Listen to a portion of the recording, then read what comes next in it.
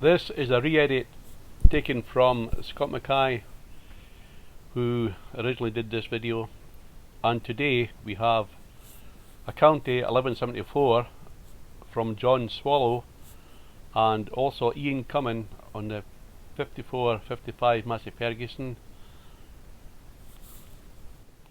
As you can see, it's a very unusual sight, this 1174 County on the pit. Unfortunately I couldn't be here to take the video in person, but Scott has kindly sent me the video to edit and we're going to share it on both our channels. I'm going to do this and put his name to it and share alike. Here we see, just in a moment, as he comes down the pit, you'll see him putting on the side brakes with the County and heading back up the pit. Just hang on, should be with you soon.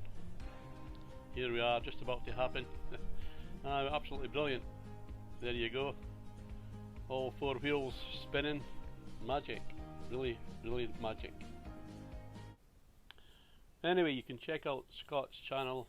It's now called Scott's Agri Videos, and we're working together.